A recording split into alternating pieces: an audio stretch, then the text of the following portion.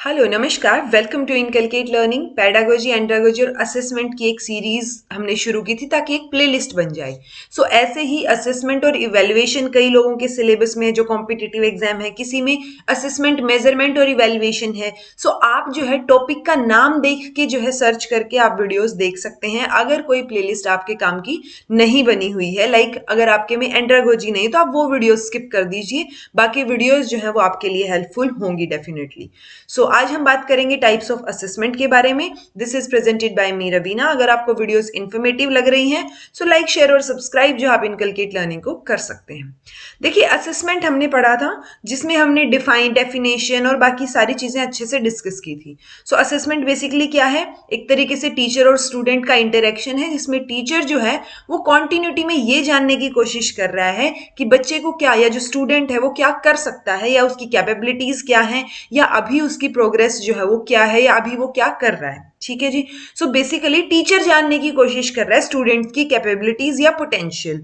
अब हम बात करेंगे types of assessment of learning कि जब आप असेसमेंट ऑफ लर्निंग की बात करते हैं तो कितने टाइप्स हो सकते हैं। देखिए, ऐसे आपको टाइप्स नहीं मिलेंगे कि अब मुझे नहीं लगता कि ऐसा कोई क्वेश्चन किसी कॉम्पिटिटिव एग्जाम में आया होगा जहां पे पूछा जाए how many types of assessment are there. ठीक है, जिसमें आपको 2, 3, 4, 5 ऐसे करके नंबरिंग मिले। बट स्टिल अगर आपने ऐसा क्वेश्चन कहीं देखा है तो आप मेरे को एक बार प्लीज मेल कर दीजिएगा कि कौन से एग्जाम में वो क्वेश्चन आया था और वो क्वेश्चन क्या था।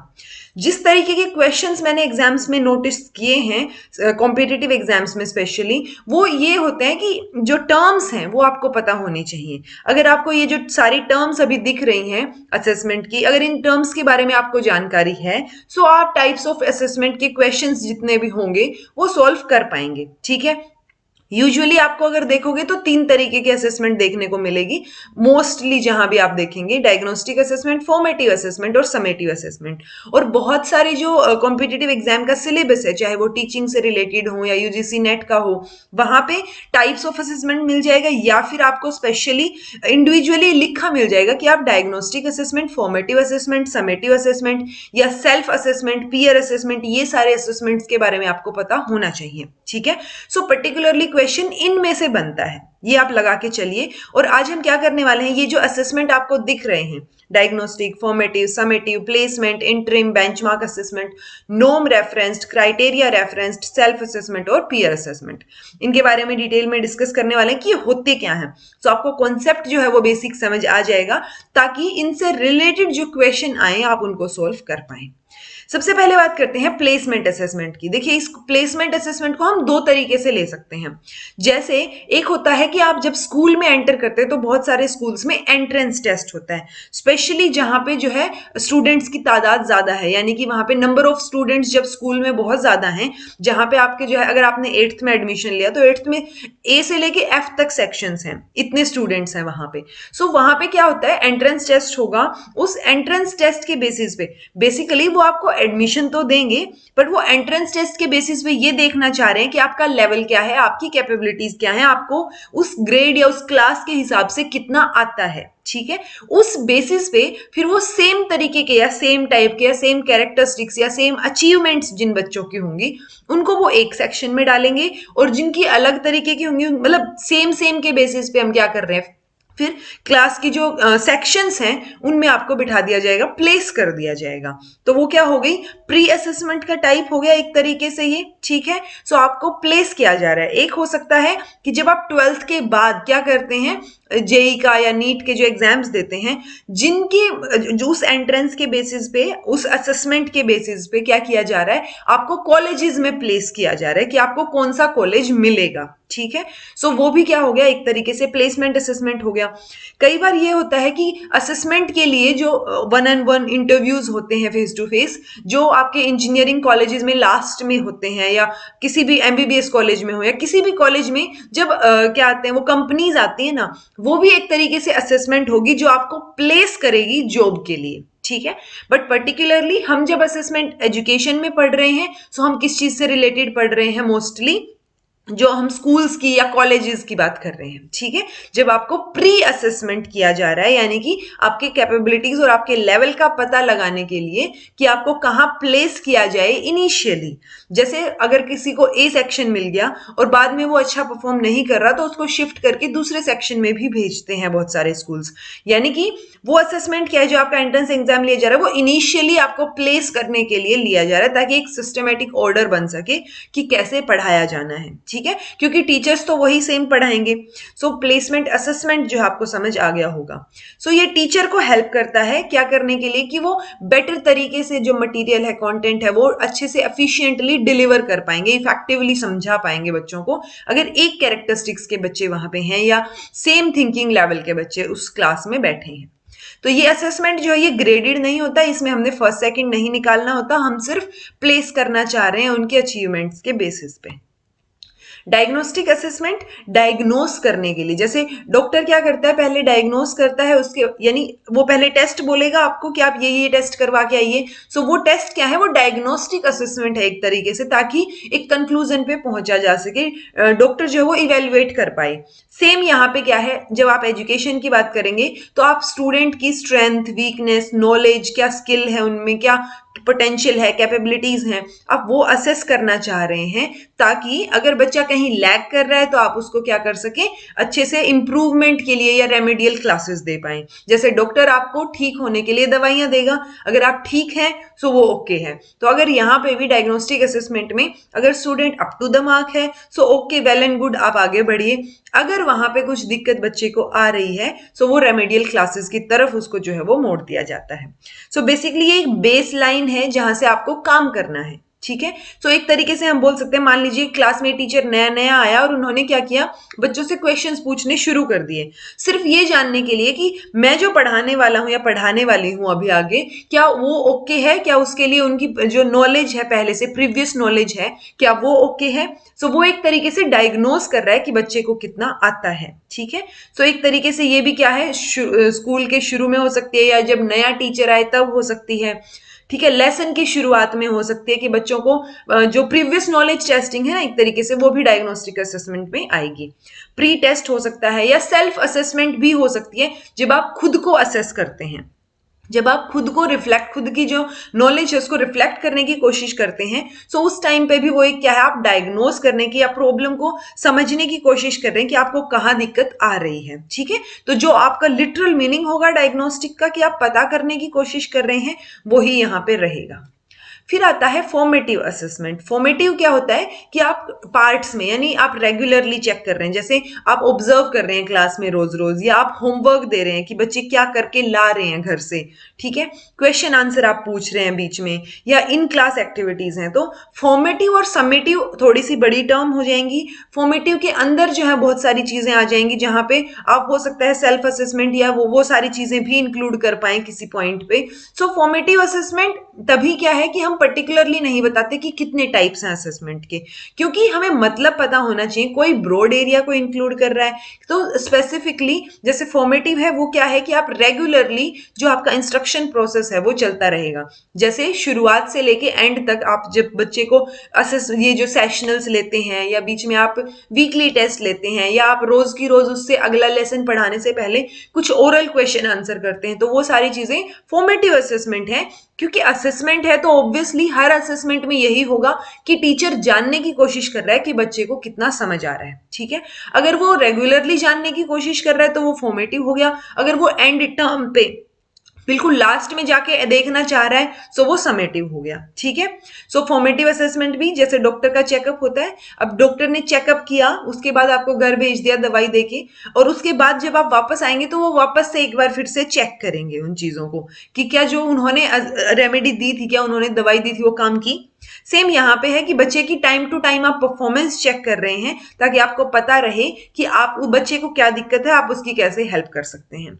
सो ये सारी चीजें फॉर्मेटिव असेसमेंट में आ जाएंगी। ये आप ड्यूरिंग द इंस्ट्रक्शन करते हैं, यानी आप जब आप क्लास को पढ़ा रहे हैं, अभी आपका सिलेबस भी कंप्लीट नहीं हुआ, बट आप कंटिन्यूटी में जानने की कोशिश कर रहे हैं कि क्या जो करवाया जा रहा है वो ओके है, ठीक है। समेटिव असेसमेंट में क्या होगा कि हम बच्चे की अचीवमेंट के ऊपर फोकस करते हैं। फॉर्मेटिव में आप कभी भी अचीवमेंट के ऊपर फोकस नहीं करते, आप ये देखने की कोशिश करते हैं कि उसकी लर्निंग क्या है। सो एक तरीके से आप असेसमेंट कर रहे हैं लर्निंग के लिए, तो असेसमेंट फॉर लर्निंग जो है वो फॉर्मेटिव असेसमेंट होता है। ठीक है जी। समेटिव असेसमेंट क्या है? आप असेसमेंट कर रहे हैं लर्निंग की, यानी असेसमेंट ऑफ लर्निंग, क्योंकि आपको लास्ट में क्या पता करना है कि बच्चे ने जो असेसमेंट मतलब जो सीखा है क्या वो ओके है। आप लास्ट में बेसिकली जज कर रहे हैं यहाँ पे एक तरीके से, सो वो जजमेंटल पोर्शन या इवेल्युएशन वाला पार्ट आ जाएगा समेटिव में, कि बच्चे ने अगर अच्छा किया है परफॉर्म पूरा का पूरा साल, और तो वो आप जो लास्ट में एनुअल एग्जाम ले रहे हैं या सेमेस्टर वाइज एग्जाम ले रहे हैं, तो वो किस में आ जाएगा? समेटिव असेसमेंट में। ठीक है। It measure a student's achievement at the end of instruction. ठीक है, जो बीच में रह रही थी वो सारी की सारी फॉर्मेटिव थी, जो आप एंड में ले रहे हैं वो समेटिव है। It's like talking to someone about a movie after the movie is over, right. और अगर आप बीच में मूवी के बीच में ही किसी से बात करने लग जाएंगे तो वो क्या हो जाएगा? फॉर्मेटिव, कि आप पहले ही असेस कर रहे हैं, आपने आगे की चीजें देखी ही नहीं है। So it's a macabre, but if in formative assessment is checkup, you might think of summative assessment as the autopsy, क्योंकि चेकअप क्या है? आप बीच बीच में कर रहे हैं ना, और ऑटोप्सी क्या हो गया? फाइनल चीज जो आप कर रहे हैं, फाइनल एंड की हमें बस ये परफॉर्म करना है, हमने कर लिया सारा चेकअप। सो ऐसे ही समेटिव असेसमेंट फाइनल है कि क्या हो गया, दैट्स इट, जो पढ़ाना था पढ़ा दिया, अब जो है हमारी तरफ से पूरी कोशिश हो गई। अब हम देखना चाह रहे हैं कि बच्चे ने कितना सीखा है पूरा साल लगा के, क्या गलत हुआ क्या सही हुआ, वो जो है बस हो गया अभी तो फिलहाल। ठीक है, तो समेटिव असेसमेंट एंड टर्म पे जाके होता है। अब इसमें क्या क्या हो सकते हैं? जैसे एग्जामिनेशन, टर्म के पेपर, प्रोजेक्ट्स या पोर्टफोलियो। पोर्टफोलियो, रुब्रिक्स, ये जो चीजें हैं ये थोड़ा सा डिटेल में हमें बात करने की जरूरत है, तो पोर्टफोलियो और रुब्रिक्स के ऊपर आपकी अलग जो है क्या आ जाएगी वीडियो में बना दूंगी। परफॉर्मेंसेज या स्टूडेंट का इवेल्युएशन, जो कोर्स में उसने कंप्लीट पढ़ा है अब आप उसको इवेल्युएट करेंगे, तो लास्ट में वो क्या हो गया? Summative assessment. सम कर रहे हैं आप लास्ट में। ठीक है। अब हमने कल जो टेस्ट कंस्ट्रक्शन की वीडियो मैंने डाली थी उसमें मैंने नोम रेफरेंस टेस्ट और क्राइटेरिया रेफरेंस टेस्ट की बात की थी। जब आप उनको यूज करके करते हैं तो वो नोम रेफरेंस असेसमेंट हो गया, क्योंकि आप असेस कर रहे हैं, कंपेयर कर रहे हैं एक दूसरे को, स्टूडेंट्स को या किसी पर्टिकुलर ग्रुप से, और किस चीज के लिए? किसी पर्टिकुलर नोम को लेके। ठीक है, सो वो क्या हो गया? नोम। आप रेफरेंस किसको लेके चल रहे हैं? उस नोम को लेके चल रहे हैं। अगर आप क्राइटेरिया बनाते हैं कुछ और उसको एक रेफरेंस की तरह लेके चलते हैं तो वो क्राइटेरिया रेफरेंस असेसमेंट हो गया। So norm reference assessment compares a student's performance against other students. ठीक है, नेशनल ग्रुप और अदर नॉर्म जिसको हम बोल रहे हैं। प्लेस ग्रुप और डेमोग्राफिक असेसमेंट भी इसको बोल देते हैं। मैनी स्टैंडर्डाइज टेस्ट जो है वो होते हैं, और नॉर्म रेफरेंस असेसमेंट के लिए यूजुअली क्या होते हैं? स्टैंडर्डाइज टेस्ट होते हैं। These kinds of assessments are useful over time in student profiles or for placement in national level programs, for example. So point ये है कि norm reference क्या है? जो हमने norm reference test पढ़ा था, जब आप उसका यूज कर रहे हैं तो वो क्या होगी? एक तरीके से norm referenced assessment होगी। क्राइटेरिया रेफरेंस्ड असेसमेंट क्या होगी? जब आप एक पर्टिकुलर क्राइटेरिया डिसाइड कर रहे हैं इवैल्यूएशन का और पहले से ही स्पेसिफाई कर रहे हैं, चाहे वो क्वालिटीज है या क्राइटेरिया है, और उसके बेसिस पे आप क्या कर रहे हैं? अचीवमेंट, यानी कि आप रेफरेंस किसको लेके चल रहे हैं? उस क्राइटेरिया को। ठीक है, दूसरे की अचीवमेंट को आप रेफरेंस नहीं लेके चल रहे। इसीलिए हमने कल भी बात की थी कि क्राइटेरिया रेफरेंस टेस्ट जो होते हैं उनमें हम क्या नहीं करते? हम कंपेयर नहीं करते स्टूडेंट को, हम एक पर्टिकुलर क्राइटेरिया, एक सेट स्टैंडर्ड लेके चल रहे हैं और उससे कंपेयर करेंगे हम स्टूडेंट को। ठीक है, सो प्री स्पेसिफाइड क्वालिटीज या क्राइटेरिया क्या होते हैं? जो students have to do during assessment in order to demonstrate that they have achieved the learning outcomes. So वो particular assessment की वो प्री स्पेसिफाइड क्वालिटीज या क्राइटेरिया होता है कि उसको अचीव करना है स्टूडेंट को, जो उनको पहले से पता है। ठीक है, अब उन्होंने कितना अच्छे से अलग अलग लेवल्स पे या जो स्टैंडर्ड्स हैं वो कितना उन पे खरे उतरे हैं, वो यूजुअली किसमें? एक रूब्रिक्स में दिखाया जाता है। जैसे पोर्टफोलियो हमने पढ़ा तो वो किसमें आ गया? समेटिव असेसमेंट में, और रूब्रिक्स जो है वो यूजुअली क्राइटेरिया रेफरेंस्ड असेसमेंट में आता है। ठीक है, तो क्राइटेरिया रेफरेंस असेसमेंट क्या हो गया? जहां पे स्टैंडर्ड्स है ना वो एक रेफरेंस लेके चल रहे हैं, किसको? क्राइटेरिया को। जब आप नोम को रेफरेंस लेके चलेंगे तो नोम रेफरेंस, क्राइटेरिया को रेफरेंस लेके चलेंगे तो क्राइटेरिया रेफरेंस, जो टेस्ट आप यूज कर रहे हैं वो क्राइटेरिया रेफरेंस टेस्ट हो जाएगा। और असेस जब आप उसको कर रहे हैं तो उस तरीके से जब आप असेस कर रहे हैं, क्योंकि आपने डाटा तो कलेक्ट कर लिया ना, अब आप उसको एनालाइज करेंगे, असेसमेंट करेंगे, तो वो क्या है? Criteria referenced assessment.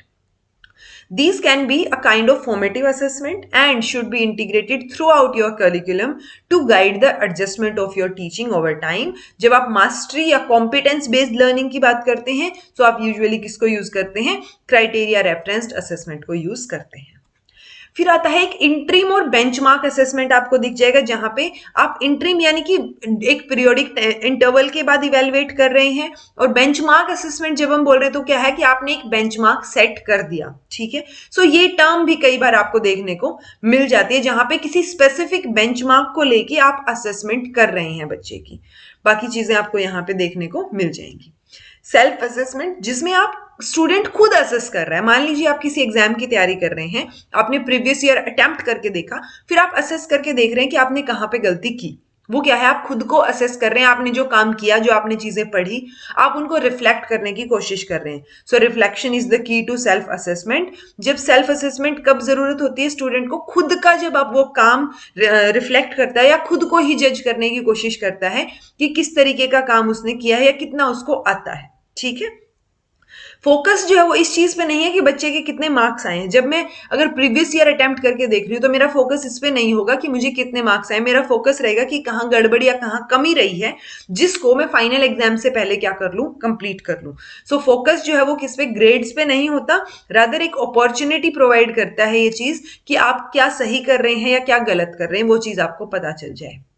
Peer assessment की जब आप बात करते हैं तो आपने एक चीज नोटिस की होगी, जब आप स्कूल में होते हैं तो कई बार हो सकता है आपके साथ भी हुआ हो कि टेस्ट लिया गया, आपका रिटन टेस्ट, उसके बाद टीचर ने क्या किया, खुद चेक ना करके वो आपकी टेस्ट एक्सचेंज करवा दिए. ठीक है, कई बार होता था कि आप बेंच पे बैठे दो लोग, आप दोनों टेस्ट एक्सचेंज कर लीजिए कंप्लीट करने के बाद.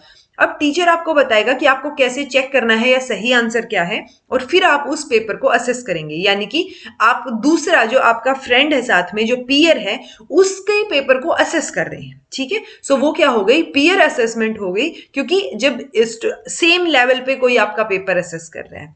सो पीयर असेसमेंट और peer review provide a structured learning process for students to critique and provide feedback to each other on their work.